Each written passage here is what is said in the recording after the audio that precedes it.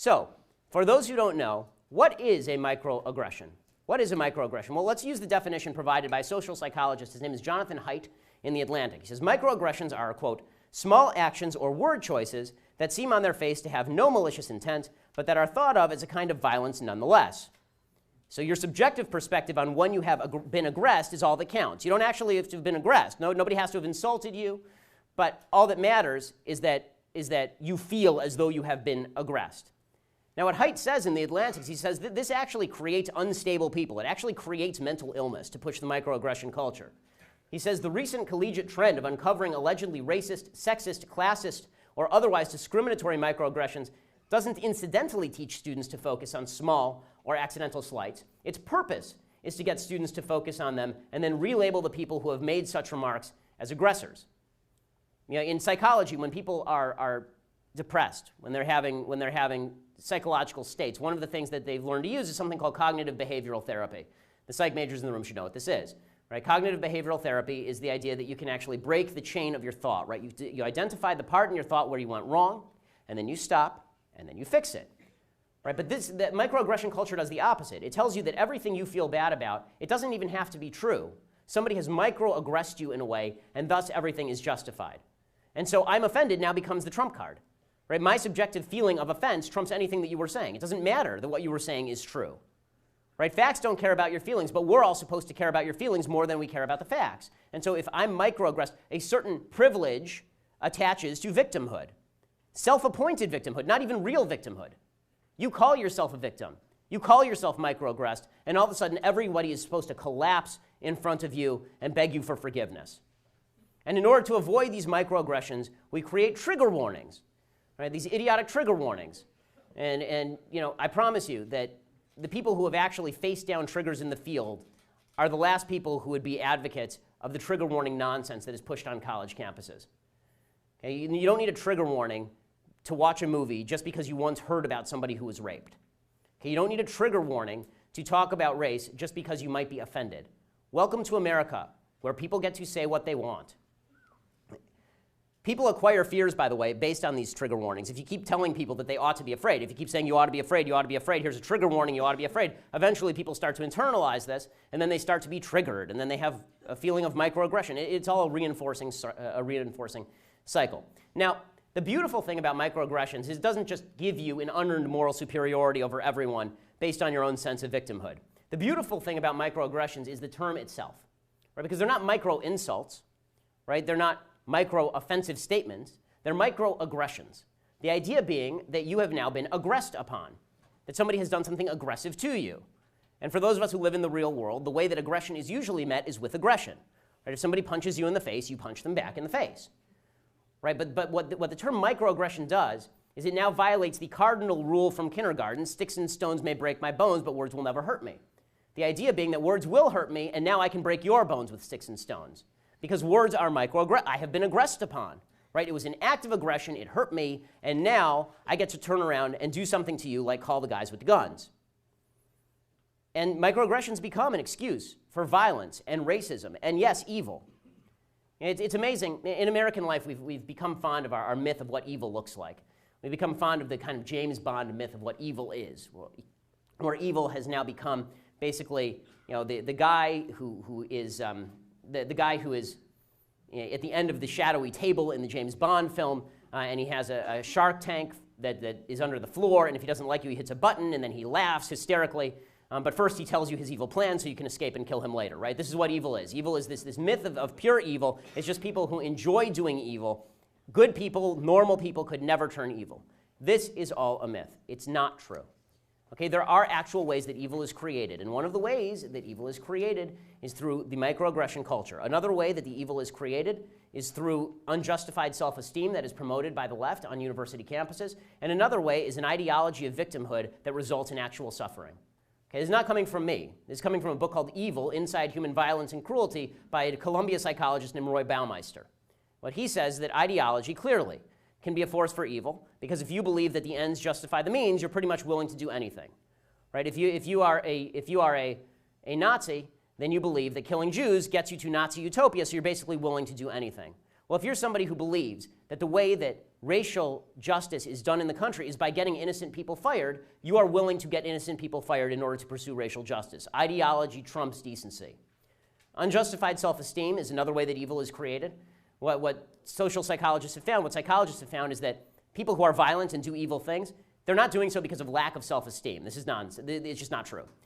Most people who do evil things, most violent people, are people with very high self-esteem, and then who find that their high self-esteem doesn't match up to the reality of the world. And this creates what Baumeister calls ego threats. Ego threats are this gap between how you perceive yourself and what you actually are. And if you spend a lot of time thinking that you are great, and then people tell you that you're not great, then you are likely to respond in a violent way. So all colleges do now is tell kids that they're great. All colleges do is tell kids that they're the future.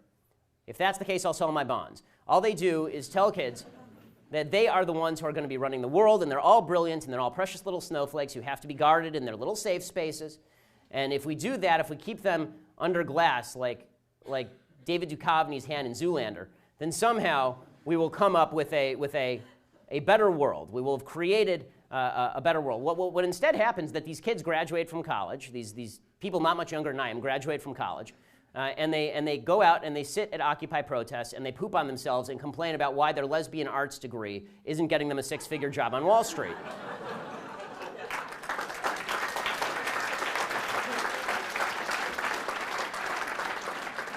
And this ends with aggressiveness, and this ends with nastiness, and this ends with bad behavior, which is exactly what Occupy Wall Street ended in. I mean, people were raping each other at Occupy Wall Street protests.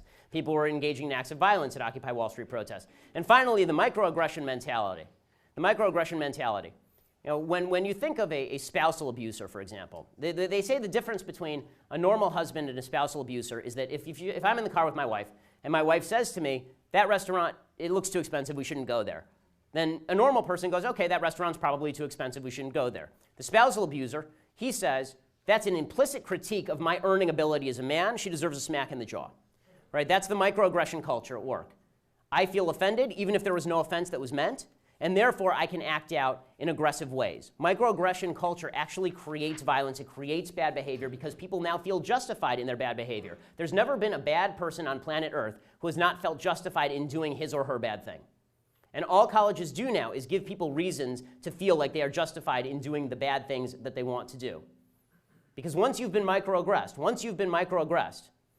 once you're part of the self-designated victim group, driven to extremes by the evils of white privilege, you can now ban white students from black safe spaces, right?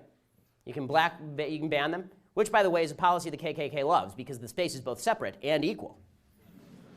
Right. You can call the cops. You can call the cops. You can have the police investigate hateful remarks, as the notice went out from MU a couple of weeks ago and is heavily covered. And I tweeted out that everybody should immediately call the cops and inform them that Professor Melissa Click was engaged in microaggressions against people and actual aggressions against people. You can ban reporters from public spaces by calling for muscle. By the way, why Melissa Click is still employed at this university is absolutely beyond me. There is no way in hell anybody should be paying her salary.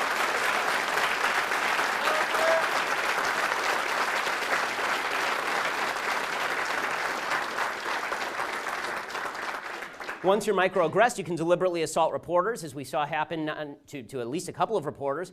And again, I have to tell you, the strategy that these protesters are using, this constant you hit yourself strategy, and if you watch the tape of the reporter who is trying to get into the safe space, the magical safe space, the coveted utopian safe space, he's standing there with the camera, and all of the kids are saying to each other, and one of the professors is saying to them, you know, just move up, just move, let's march forward. And the reporter is literally just standing there. They bump into the reporter with him standing there completely immobile, and then they start yelling at him about how he hit them. And it's just childish behavior. This is spoiled brat behavior. You can excuse pastors being punched inside the free speech zone, right? You can do anything. Once you've been microaggressed, microaggression gives you superpowers. And the beauty of it is that you give yourself the superpowers because you're the one who determines whether you've been microaggressed. You don't even have to show proof that you were microaggressed. You were because you feel it deep in the cockles of your heart. So finally, all of this, the white privilege, the microaggressions, this provides the impetus for the safe space, the vaunted safe space, which I know I have violated multiple times tonight. And I got to tell you, I don't give two hoots in hell. The system is so corrupt, it's so inescapable, and you've made it so corrupt and so inescapable to yourself that you need a safe space. Everybody needs to be put outside the safe space, and reality must not intrude. The South Park song about safe spaces is exactly what these people think. And let me tell you something about safe spaces. There's only one group of people who want safe spaces that are race-specific. There are only one group of people that want safe spaces so that they never have to hear from anybody of a different ideology or political persuasion. Those people are called fascists. Okay, and you've got a bunch of fascists, damn fascists on this campus, who are trying to shut down political debate and trying to cloister themselves in this little cocoon of stupidity so they don't have to debate anyone or think about issues outside their kin so that they can feel comfortable. Guess what? Life isn't about feeling comfortable. Life is about bettering yourself. Get off your ass, you stupid pansies.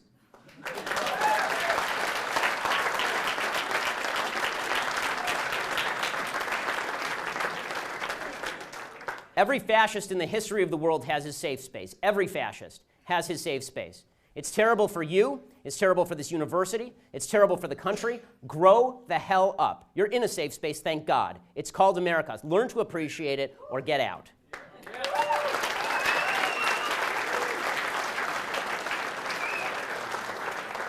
I'm happy to take questions. Thanks so much.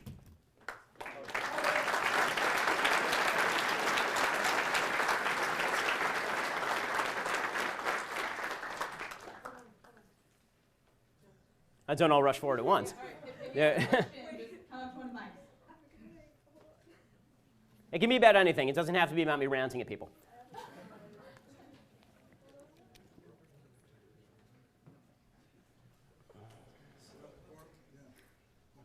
If by open forum it means you get to make a speech, the answer is no. There has to be a question mark at the end. Yeah, just a question. So, in a lot of these social justice circles, a lot of them lie on the left of the aisle. They believe in these, social justice causes. But in a lot of these really super liberal countries in Europe, such as like Sweden, France, Belgium, you see a lot of covering for a lot of more problematic and radicalized beliefs of Islam, such as like. No, I read you. Yeah. Okay. And this kind of goes back with the video you made about a year ago about the myth of the tiny radical. Muslim, yeah, the tiny radical Muslim minority, yeah. So why do you think that liberals are so quick to sort of judge imagined racism in white people and white Americans, yet they seem to cover for it in Islam? Yes, this is a good question. It is a good question. So the question is for people who, we have a mic, so I assume everybody heard it, but the basic question was, why is it that the left seems so comfortable siding with radical Islam in so many situations around the world? And the answer is because leftist philosophy is based on the philosophy of the oppressed versus the oppressor. Right? The way that the left judges the world is based on equality of outcome. All that matters is that everybody ends up equal. It doesn't matter equal opportunity. Leftism is based on the fundamental premise that everybody should end up the same. So if there are two guys in a room, one guy has $4 and one guy has $1, the guy with 4 must have exploited the guy with 1. Or if there's a homeless guy and Bill Gates must have exploited the homeless guy somehow, even if the homeless guy can't afford a crappy version of Windows. Right? He must have exploited him. Well, the same holds true internationally. So if you look internationally, Islamic countries tend to be incredibly poor because they're badly run and because they're oppressive and because they're tyrannical. And because all of that is true, these countries do not do well on the international stage. The left, however, just sees impoverished country, super wealthy America, super wealthy West. Western civilization must have made them poor through colonialism and imperialism. Therefore, we owe some sort of blood guilt on this, and so we have to be warm toward what are essentially philosophies of people who are impoverished. So the left believes that ideology, religious ideology, is basically just a sheer cover on poverty. Right? The only reason that radical Muslims are radical is not because of radical Islam. They're radical Muslims because they are poor. And so if we could just rectify that situation, everything would be hunky-dory. That's why they're so warm. They side with the oppressed versus the oppressor, and the oppressed are always the people who are poor, even if the oppressed are actually the oppressors and killing people. The best way for those of us who dissent against the views and methodology of the concerned student movement to try and combat this change that's occurring in our student body and just campuses across America? Well, I think that the most potent thing that concerned students have done is they've pushed a language that we have refused to fight. So that they say things, they spout tautologies like racism exists. I agree. That was one of my fundamental premises at the beginning, right? Racism on an individual level definitely exists, of course. You'd be a fool to deny it. And then they say, okay, well, because there are individuals who are racist, everything is racist. You have to reject the logic. You have to call on them to show evidence. And you need some people with backbone. I mean, really, this is we now live in a country where the ultimate argument ender is you're a racist, right? This is basically how everybody is silenced. Tim Wolf is a racist. He's a racist. How do we know he's a racist? Because he's a white guy, which is racist, right? It is, by the way, it is totally incredible to me that Tim Wolf is supposed to be this great beneficiary of white privilege, but your football coach, who gets paid $3.1 million a year and is a white guy, right? He's not a beneficiary of white privilege because he sides with Concerned Student 1950. Right? He's a good guy, so he's not a white privilege guy, or at least he recognizes his white privilege. But Tim Wolf has to lose his job. Right? So the answer is that the sophistry of the left has no impact unless you internalize it. If you just refuse to accept the narrative that they are pushing, there's nothing they can do to you. What would have happened at this university if Tim Wolf had looked at Jonathan Butler and said, okay, so what? Right? Really, what would have happened? What would have happened if he had said to Jonathan Butler, you stepped into my car? Right? If he said to Jonathan Butler, every racist incident that was reported to the police was fully investigated as appropriate under local, state, and federal law, which is true. Okay, if he had said that and Jonathan Butler had kept hunger striking, do I think Jonathan Butler was going to die for his beliefs? I think mommy and daddy, who are worth $20 million, would probably have bought him a popsicle.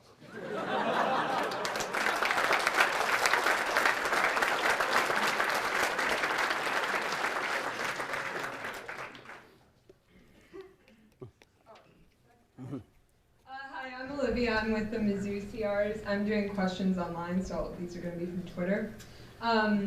So David R. Shorten at D. Shorten Music wants to know, in the ideological war between left and right, what are the strongest weapons on both sides? Well, the strongest weapon for the left is always character attacks, right? You're a racist, sexist, bigot, homophobe. That's it's actually the only argument that they have, generally speaking. They disagree with you, therefore you're a bad person. Right, this is what basically Barack Obama said this with regard to anybody who objects to his Syrian refugee idea, right? You're a bad person, you hate children, you hate women, you fear widows, right? You're a bad person. We can't actually have a logical discussion about the issue, you're just a bad person. That's the strongest argument on the left side. The strongest argument on the right side, presumably, which is why I'm on the right, is evidence and logic. The problem is that in an argument, evidence and logic actually tend to lose to character assault. Character assault tends to win. Because once you've been labeled a racist, no one wants to hear your evidence and your argument. And so, as I have frequently said, the biggest mistake that people on the right make is that when they are called a racist, sexist, bigot, homophobe, they then proceed to try and have a normal conversation with the person who labeled them this. Right? The proper answer to you're a racist is not, you know what, let's have a discussion about race in America. The proper answer to you're a racist is, no, you're an a-hole. Because for somebody to call you a racist without evidence is an a-hole thing to do. Right? You are not supposed to just drop character charges on people without any evidence of any sort. You're supposed to be able to back it up. So the right needs to start using that argument. It's effective, I know from personal experience, and it is a useful tool, because until we can get to the point where the left and the right actually have discussions about policy and not about character, nothing is going to happen that's good in American politics. Graduate of this university, I don't really have a question for you because I agree with most of what you say.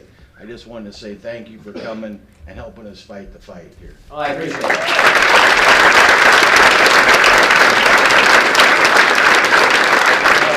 Thank you, sir. Thank everybody for showing up, honestly, and being willing to stand up in the face of overwhelming media jackassery, because I'm a frequent watcher of ESPN, which has now become basically MSNBC with footballs.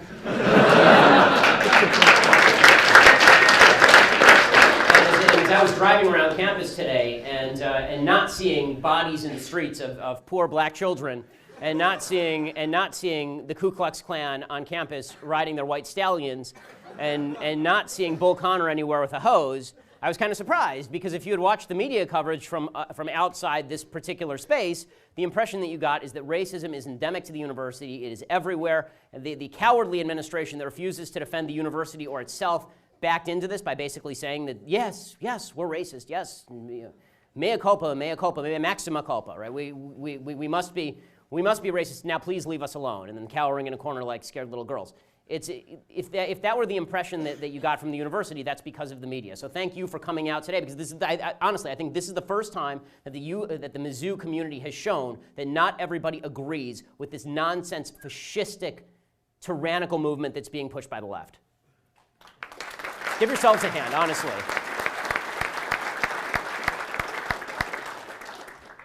Hi, I'm Josh Ferry. I have a lot of questions for you, so if you want to come over for Shabbat dinner. Oh, I appreciate it. Thank you. So, as a Jew, I've obviously experienced, racism from time to time. I mean, unless somebody had a really bad day at a dining hall, that poop swastika was meant for people. So, for somebody like me who obviously sometimes agrees with what's happening on campus, not in the sense of how it's being taken care of, but the fact that, yes, I agree, like you said, there is racism here and there. Sure. So, as somebody who believes that, and who strongly supports Israel and its right to exist and stuff like that, how do you suggest dealing with activists like on campus, these Black Lives Matter groups and other groups aligning themselves with like BDS movements and boycotting Israel movements, where when I sometimes agree with them, but then they do that, I'm like, whoa. Well, I mean, I want more specifics on where you agree with them, but but as far as the alliance between all of these various ethnic groups that are kind of getting together and then backing each other's play in order to tear down the system, I mean, there's a reason. It's an alliance. They're using. I mean, this actually has deep roots in certain leftist philosophy. There's a school of thought called the Frankfurt School. It's a Marxist school of thought that came to the United States in the 1920s and 1930s. They were expatriates from Germany, and they had realized that the Marxist description of the world, that the oppressed classes, that the poor of the world, the proletariat, were going to rise up and take over the universe, all this was not true in the aftermath of World War I. And so they had to come up with a different strategy for how to make this happen. And one of the things that they suggested was polarize people along tribal lines, along racial lines, and then have everybody sort of attack the capitalist system as the source of all racism. And so you're seeing that alliance in action right now. I mean, that's really what you're seeing, because for goodness sake, I mean, forget the Black Lives Matter movement for a second. Think about the bizarre juxtaposition between the boycott, divest, sanctions movement against Israel and the LGBT crowd. Right? I mean, talk about something that makes no sense whatsoever, right? I mean, they literally kill gay people in certain parts of the Middle East, and there's actual legal punishment for homosexuality under the Palestinian Authority. But yet, the LGBT crowd will side with the anti-Israel crowd. That's because there's a broader agenda, not because they agree on every particular. The only way to fight that is by calling it out when you see it, and not caving to this generalized idea that America is a terrible, oppressive, terrible place. Honestly, the people at this university we are privileged to live at such a time in history. For all the problems that I have with the current administration, and for all the problems I have with the American left and the international left, and for all the skepticism I have about the future, this is, if you could live in any time of history, it would be right now. I mean, living right now is a magnificent thing, and living in America right now is the best any group of human beings has ever had it in the history of the world.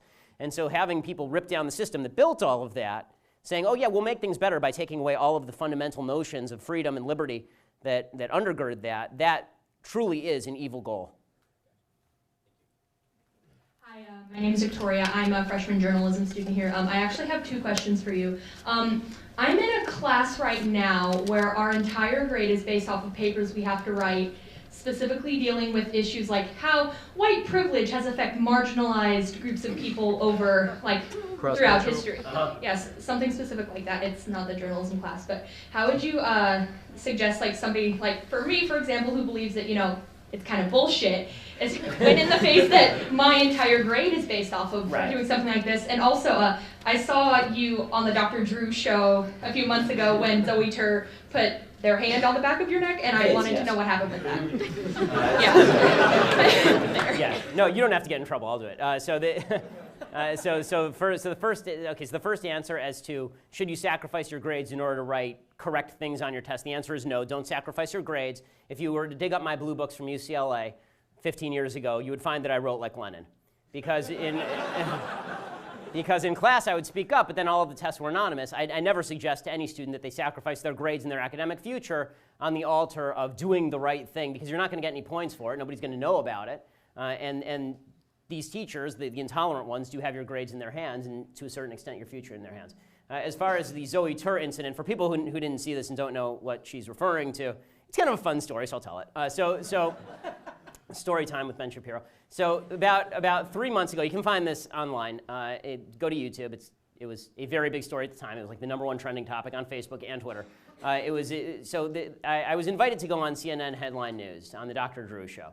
And I was invited to talk about how was Caitlyn Jenner a hero or not? This is when ESPN was giving Caitlyn Jenner the Hero Award. Rather than soldiers who had limbs blown off and continued their athletic careers, right? No, Caitlyn Jenner was a hero for being an extraordinarily wealthy white man with a mental disorder. And so they knew my opinion on this, obviously. I'd written about it. I'd spoken about it. And my belief, there's something I like, and it's called science. And science suggests that if you have not a single cell in your body without a Y chromosome, except for your sperm cells, and if you still have all your appendages, and if you still have your twig and berries and all the rest of it, but you call yourself a woman, no. No, and this goes back to my feeling that your subjective view of yourself is completely irrelevant to me. I don't care what you think you are, I just care what you are.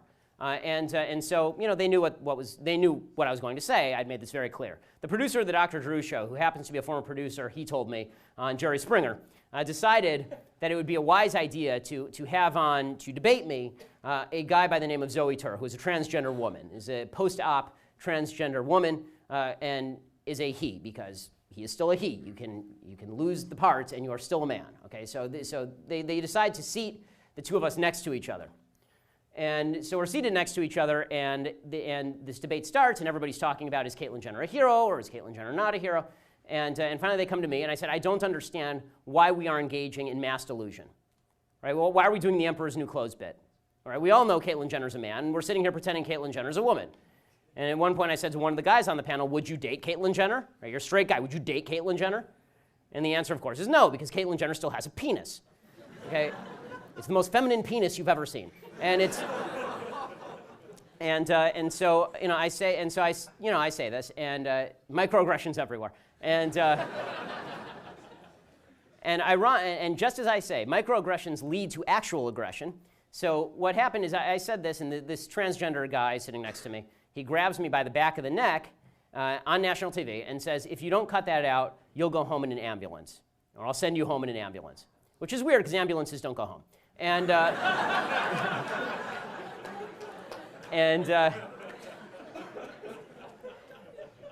and so I was taken aback slightly, to have this guy who was speaking. What precipitated it is there was a point where he had said, "You don't understand genetics," and I said, "What are your genetics, sir?" And it was the sir that got to him. And so in a voice at least 2 octaves lower than mine, he growled at me, you know, "I'll send you home in an ambulance." And what was amazing about the experience was that everybody on the panel, universally on the panel, everybody turned on me after a threat of physical violence and an actual legal battery on national television. They turned on me. You knew that was going to be offensive, didn't you? You knew that was going to be offensive. To which I said, I don't care. Right? That's not, my job is not to be inoffensive. My job is to tell the truth. I mean, you had me on this program to say exactly this. Well, the outcome of this is that I went and did what, really mostly to make the point that you're not supposed to be able to get away with this stuff. I went and I filed a police report for battery. And I did so because during the break, Zoe turned to me and said, "I'll see you in the parking lot." They'd send security out to the outdoors with me. They'd send him to my car. He was threatening me on Twitter, saying he would curb stomp me, et cetera. Which I have to say is deeply unladylike behavior.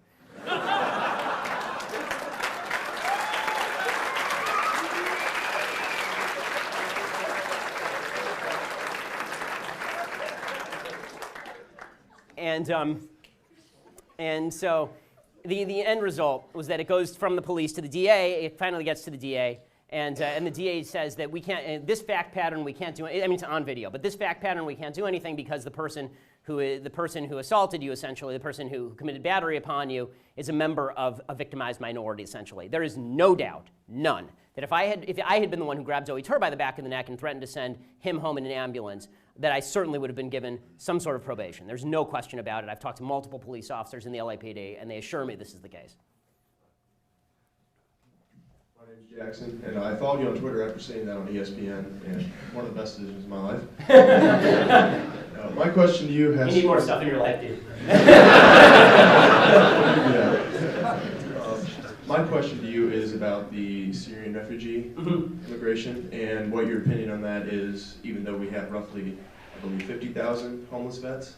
Yeah, I mean, the fact is that, for me, it's not even a matter of the number of people coming in, because in a free market economy, you know, all that does is just lower the price of labor. So I don't think it's a matter of straining I shouldn't say that. It is a matter of straining our social services, but that is not my primary concern. I have two primary concerns when it comes to the Syrian refugees. One is obviously the fact that we can't screen them. And despite the Obama administration's protestations that yes, we have beautiful vetting procedures, right? The same vetting procedures that got you Major Nidal Hassan, the same vetting procedures that got you the Chattanooga, Tennessee shooter, the same vetting procedures that got you the Sarnia brothers, right? All of these vetting procedures, they say that they're going to do biometric scans, which are completely useless unless you actually have physical evidence of these people committing criminal acts elsewhere, right? You have nothing to scan them against. It's like saying they're going to fingerprint these folks. Well, unless you have fingerprints at a crime scene somewhere else, that doesn't make any difference. They say that they're going to interview them.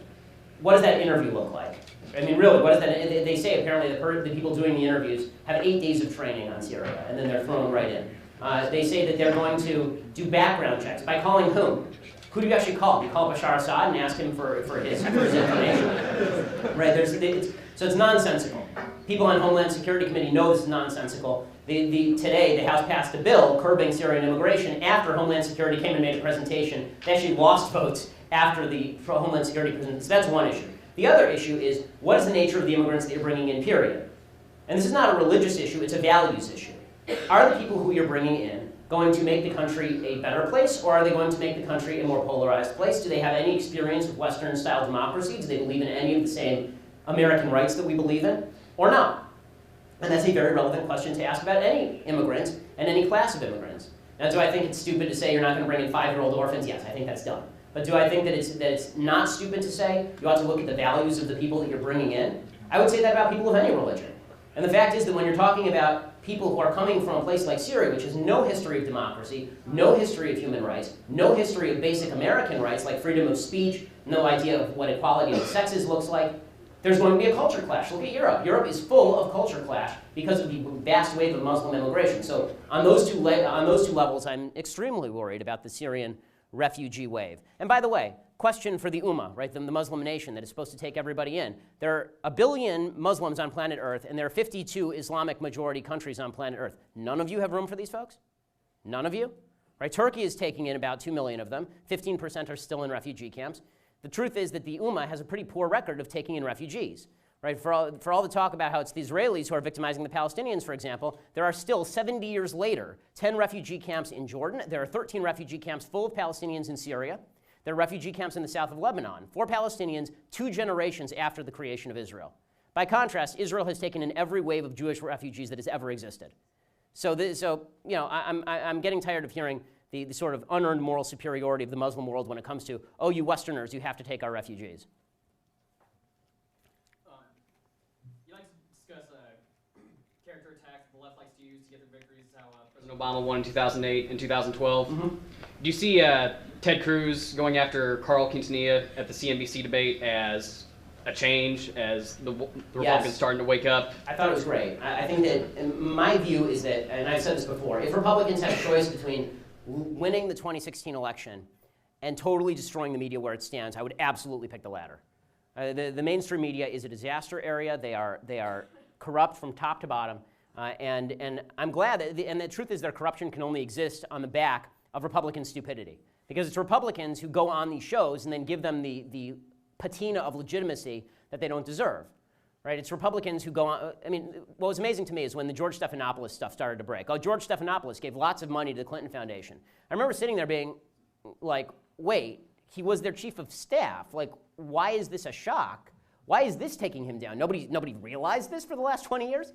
And the reason is because there's sort of a collective action problem in that Republicans who want to go on TV go to places like ABC News and they say, I want to be on TV and I'm happy to treat George Stephanopoulos really well and pretend he's objective in order to get on TV. So John McCain will do that. If Republicans en masse just started saying to people at the top of interviews, this isn't even be mean, this is just real. I'm a conservative, you're a leftist, that's my bias, your bias is now clear, let's have a conversation. It would totally change the tenor of the debate. There's a reason CNN and MSNBC don't like to have me on, because I actually do this. I mean, there's multiple videos of me doing this to various. I did it to HuffPost Live last week, right? Because people's biases matter. No one is unbiased, and the so-called objective media it doesn't exist. I thought what Cruz did was great. I think the Republicans should keep it up, and if they don't keep it up, they're going to lose. Thank Hi, you. I'm back. So Bling at Anime Snob 25 wants to know. This is a really good question, though. Do you feel the majority of concerned student 1950 are truly devious or just misguided? I think most people are misguided. Just on planet Earth, I think most people are misguided. I think that there are leaders at Concerned Student 1950 who are devious. I'll give them the benefit of the doubt, but at a certain point, ignorance becomes sin. And when you do this long enough and you're victimizing enough innocent people, the only innocent person who was actually victimized in this whole debacle was Tim Wolf, who didn't do anything and is a white guy who lost his job for being a white guy. And if you were part of that, you should feel ashamed of yourself. You really should, because he didn't do anything to have that coming. He really didn't. So, you know, do I think they're devious? Do I think that they're just fellow travelers? In the end, I'm not sure that it really matters. Disassociate yourself from people who do bad things, or you're going to be lumped in with them. That's just the way life works. Hi, I'm Megan from the University of Central Missouri CRs. And I was just wondering, as a conservative black student, how do you feel that I should go about... Right, I know. I'm a woman also, crazy, right? How should I go about voicing my political views and values without being attacked by people who say that I'm not black enough or I don't fit in either way? Yeah, I mean, the racism of the left is truly clear when you talk about black conservatives. I mean, everybody is black enough, unless they're Ben Carson, in which case they're not black enough, or Colin Powell when he was a Republican. It was amazing how Colin Powell switched from being not black enough to be the blackest guy on earth the minute that he started supporting President Obama. All the questions just disappeared magically. When you ask, how do you avoid the attack? The answer is you can't. And one of the things that I tell all conservatives all over America is conservatives have a tendency to just kind of want to live our lives. You know, I have a wife, I have a kid. I do this for a career, but the truth is in my off time, I don't like talking politics because it's my off time. And when I turn on ESPN and I see politics, I actually get deeply annoyed and upset because, you know, it feels like the assault is nonstop and all out. And that's true, I think, for conservatives all over the country. One of my mentors was Andrew Breitbart. And Andrew was fond of saying that you have to walk toward the fire. That you just have to embrace it. You have to embrace you're going to be called these names. And there's something deeply empowering about the idea that once you're called the name and just bounces off of you, it's like you've discovered a magic shield. Once someone says that you're not black enough, and you just say, no, you're just completely full of shit, then there's nothing they can do to you. What can they do to you? There's nothing they can do to you. You have to believe it in your own heart. You have to start questioning your own values and your own systems of thought for that to have any impact on you. So, you know, be strong, be of good cheer, and understand that people who are your political enemies are out to get you, and they will get you by any means possible, and they are not honest, and they do say nasty things, but what they have is a weapon that has no power to it. Once you realize that, it's a very, very empowering feeling.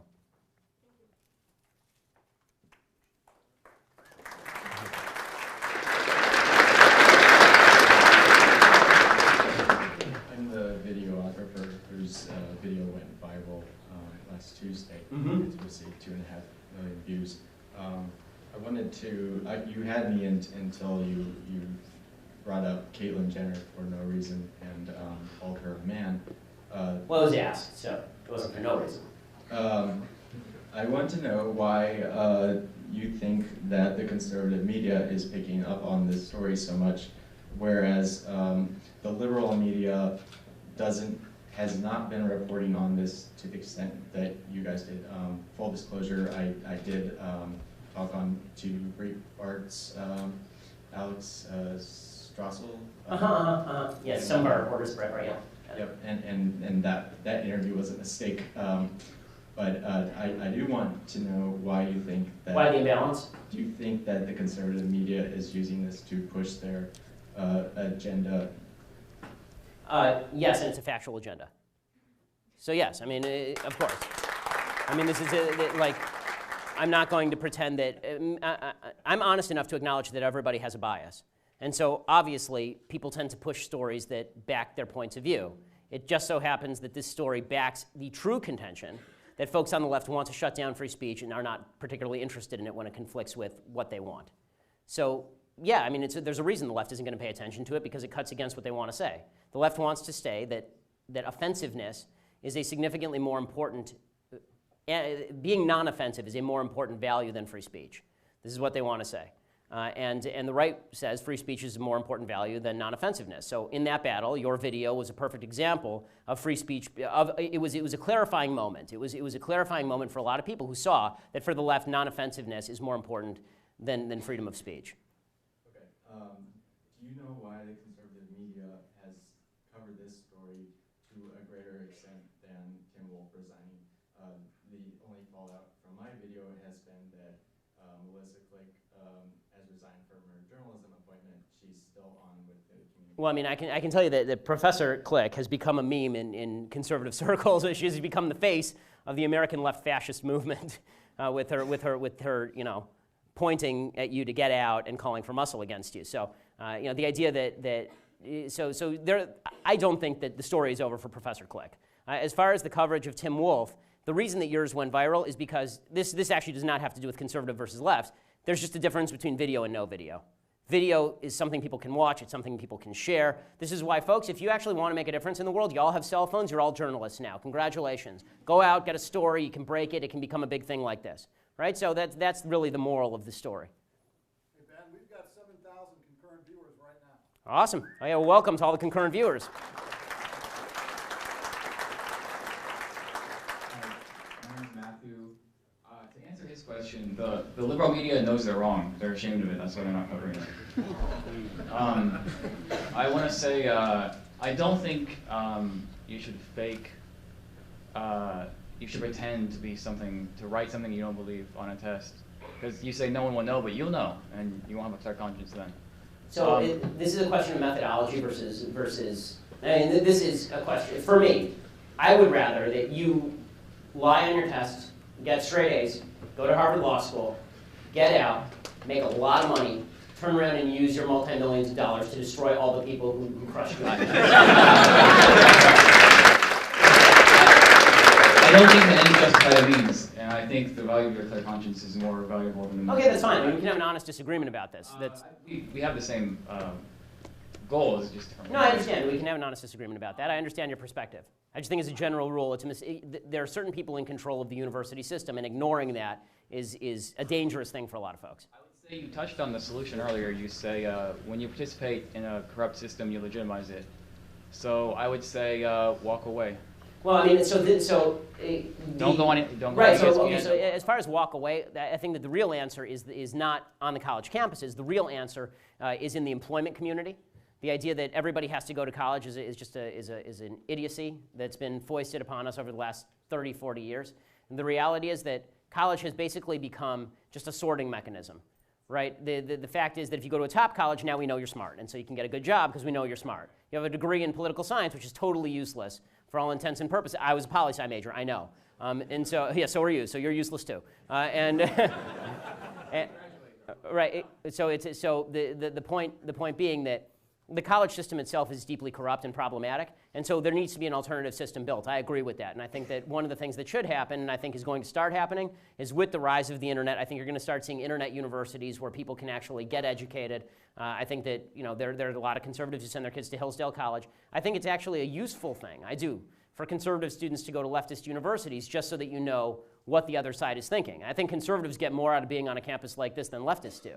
I think the leftists on campus get nothing out of being on campus other than their happy little unicorn and puppy dog filled safe space. My question is, do you think we're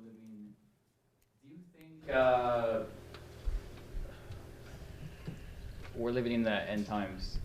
Like, I think we're living in the end times, no. I do.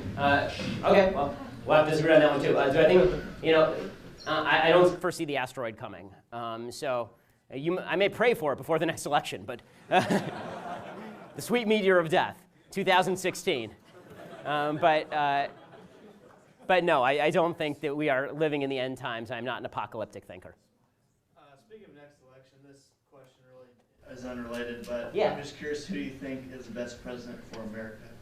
The guy who I think would be the best president is Ted Cruz. And I like a number of the Republican candidates. You know, I like Ted Cruz. I like Marco Rubio. I think he's wrong on immigration. But honestly, I would take a flaming bag of dog feces over Hillary Clinton. So it's not.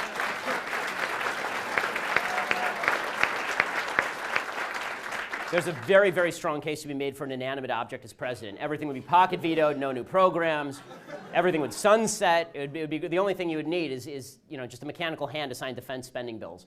But other than that, but I think there are a lot of good candidates who could be good presidents. Then there are some candidates who I think would be mediocre presidents, but better than Hillary Clinton, because that's just a truism. Anyone will be better than Hillary Clinton, except for Barack Obama.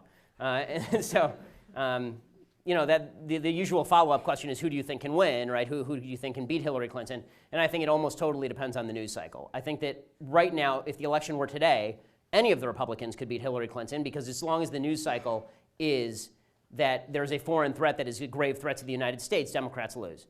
The typical political narrative in the United States has been Democrats saying the greatest threat to America is Republicans, and Republicans saying that the greatest threat to America is some foreign power, Soviet Union, China, Russia, ISIS, Al-Qaeda, right? And so when the American people believe that a foreign threat is the greatest threat, they vote Republican. When they believe Republicans are the greatest threat, they vote Democrat. And this is why Hillary Clinton, for example, in that first soporific Democratic debate, said that her enemies were the Republicans, right? Because she actually believes that. I think that Republicans should start basically saying the opposite. I think Republicans should recognize the truth, which is the truth is that the greatest threat to the continued power and prosperity of the United States is the Democrats. It's not ISIS, because the fact is that it's the Democrats that make ISIS possible.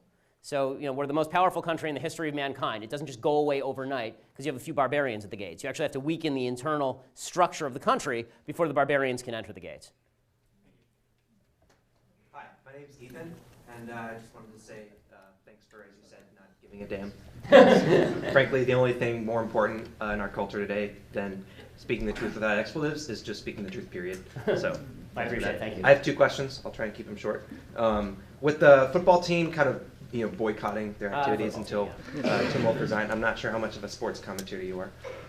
They suck. What? They're 5-5. Yeah. But with their boycott and then Pinkel's subsequent endorsement of that, although it wasn't, I believe, like a big impetus in Tim Wolf resigning, what kind of precedent do you think that sets for other, let's just say, revenue-producing groups on campus to basically extort their administration? Yeah, I've written a column. I think that college sports should basically go the way of the dodo bird. I don't understand why you're giving academic scholarships to people who have no intention of fulfilling their academic criteria, who see the scholarship as not enough and want to be paid. It's an academic institution. I don't know how these two things got linked. I mean, we all enjoy going to football games, but that's why I pay for NFL Sunday.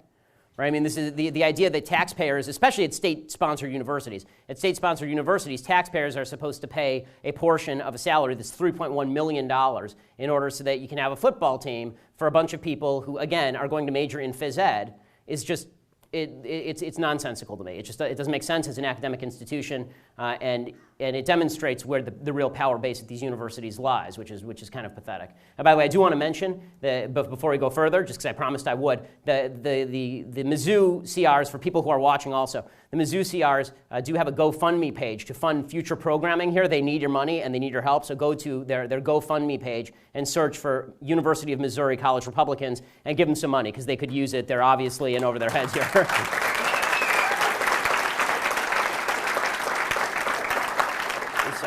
My second question is this.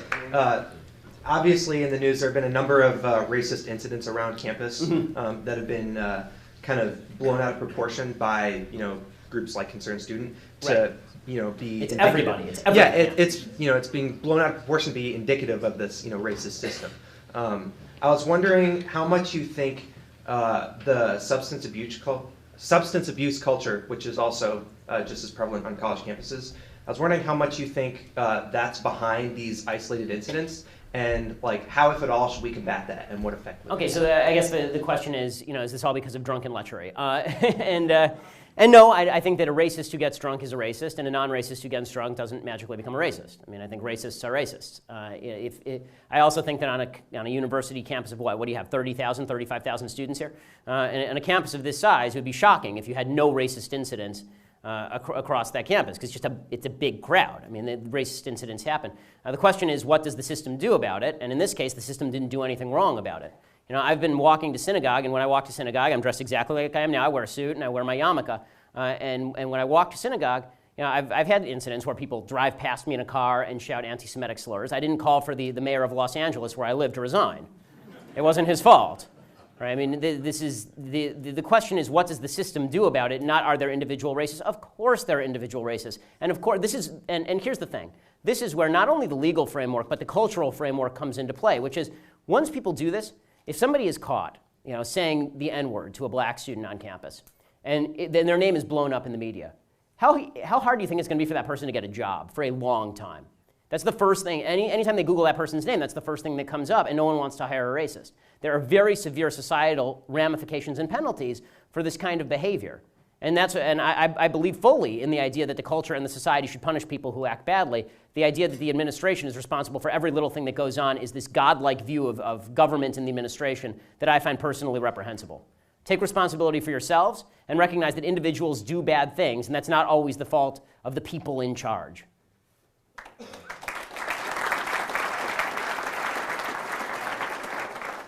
Hi. Okay.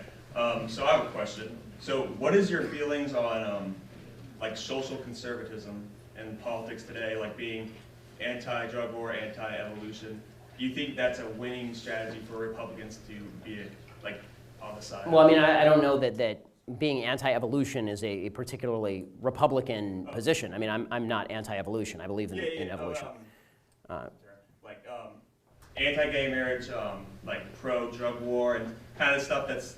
So to be fair, you can't ask me about the drug war because I'm actually personally pretty libertarian when it comes to particularly soft drugs like marijuana. So that's... And by the way, I've never smoked a joint, and I find people who do so gross, and you smell. So please don't. But I also think that the government sucks at everything, and obviously the war on marijuana has been a giant fail since anybody could get a baggie from their 5th grade friend. As far as social conservatism and what's the actual question? Do you think it's a winning strategy for the Republicans to be touting like, oh, I'm pro-drug war or? So okay, so two things. One, I don't define my morality based on winning strategy, meaning that I don't think that majoritarianism is not a substitute for values. If there are 5 people in a room and 3 of them vote for something evil, that doesn't make evil good. So that's, I'm not a moral relativist. So if I believe in traditional marriage and that traditional marriage is more valuable to society on a not a religious level, on a purely secular level, that traditional marriage is a foundation stone of society, and homosexual marriage actually produces nothing of value to society. It may produce something of value for the individuals involved, but nothing for society at large. Then that's my view, and I don't really care what the majority has to say about that. And as far as pro-life, I feel the exact same way, which is if you're going to kill a baby, it's still incumbent on me to tell you to not kill a baby, even if you are going to pretend that the baby isn't a baby. I mean, there was a position in this country for a very long time where a majority of people in the country thought that black people were not humans and could therefore be kept as slaves. That didn't make it okay. It was still wrong. So, right is right and wrong is wrong. So I think as far as where do the American people stand right now, I think the American people are getting more pro-life. I think they're also getting more pro-gay marriage. So I think that my own perspective on same-sex marriage has been for years now that the government just ought to get entirely out of the business of marriage. That I have myself, I have two marital, and I'm a huge proponent of traditional marriage, and I'm not a proponent at all of homosexual marriage. I personally have 2 marriage certificates, right? I have my religious marriage certificate. It's called the ketubah, right? And it's a Jewish marriage certificate. And then I have my state marriage certificate. I don't care at all about my state marriage certificate. My Jewish marriage certificate I care about because it meant I could have sex with my wife. So my feeling is I don't understand what interest the state really has in traditional marriage at all, considering they've really effed it up in a lot of ways. And so, just get out. Because the problem is